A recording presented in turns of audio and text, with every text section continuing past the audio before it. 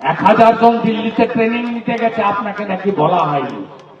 আপনি কি এখানকার প্রধানমন্ত্রী? আমরা চোখে চোখ রেখে লড়াই করি।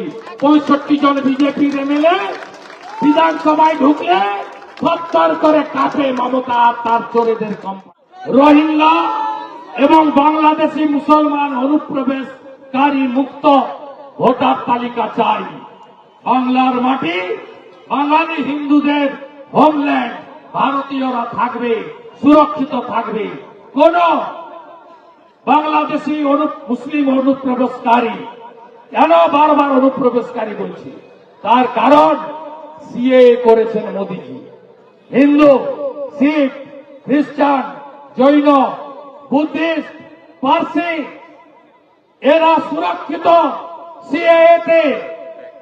আফগানিস্তান, পাকিস্তান, বাংলাদেশ থেকে যারা ধর্মীয় উৎপীড়নের কারণে ভারত মাতার আশ্রয় নেবেন, তাদেরকে সম নাগরিকত্বের ব্যবস্থা দেশের যশস্বী প্রধানমন্ত্রী নরেন্দ্র মোদী করেছেন।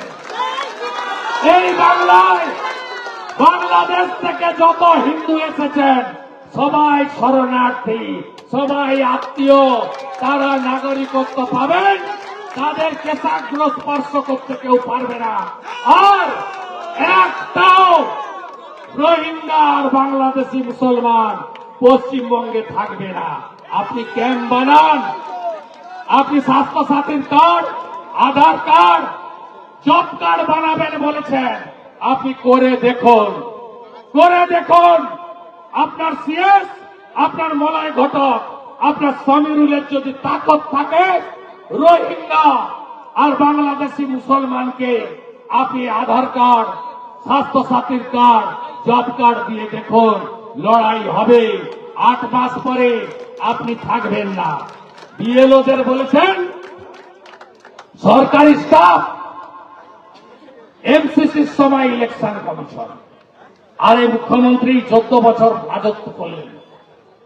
সংবিধানটা পড়েছেন, বড় বড় কথা বলেন, সংবিধান পড়ে নেবেন।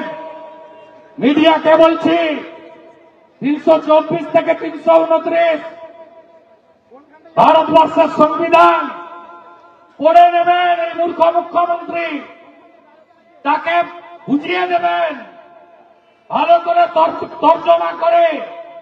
তাতে পরিষ্কার বলা আছে, ভোটার লিস্টের কাছ থেকে নির্বাচন ফল ঘোষণা থেকে গেজেট প্রকাশ পর্যন্ত সম্পূর্ণ দায়িত্ব সংবিধান ভারতের নির্বাচন কমিশনকে দিয়েছে। 1000 জন দিল্লিতে ট্রেনিং নিতে গেছে, আপনাকে নাকি বলা হয়নি। আপনি কি এখানকার প্রধানমন্ত্রী? আপনাকে বলে দিতে হবে। সরকারি কর্মচারীদের বেতন কি আপনার তোলাবাজ ভাইপো দেয়? তা আপনার আমার ট্যাক্সের পয়সা হয়।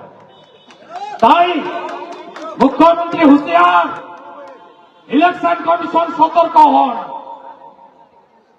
এই মুখ্যমন্ত্রী তার প্রশাসনকে রেখে নির্ভুল ভোটার তালিকা হতে পারে না। নির্বাচন তো দূরের কথা, গণনা তো আরো পরের কথা। তাই ইলেকশন কমিশনকে সিদ্ধান্ত নিতে হবে। আমরা ছাড়ব না। BJP no setting opposition, CPM এর অপোজিশন লিডার ছিল, কংগ্রেসের অপোজিশন লিডার ছিল, মমতার কাছে ফিশ ফ্রাই খেত, উচ্ছিষ্ট খেত। আমরা চোখে চোখ রেখে লড়াই করি। 65 জন বিজেপির এমএলএ বিধানসভায় ঢুকলে থরথর করে কাঁপে মমতা তার চোরেদের কোম্পানি। এই লড়াইতে মানুষ জিতবে, মমতা হারবে। বাংলাতে যোগী আদিত্যনাথজি, হেমন্ত বিশ্ব শর্মার মতো মোদীজির আশীর্বাদ পুষ্ট সরকার 8 মাস পরে তৈরি করতে হবে।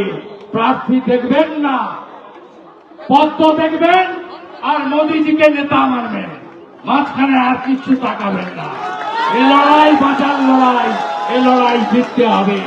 সবাই ভালো থাকবেন। আরেকবার হর হর।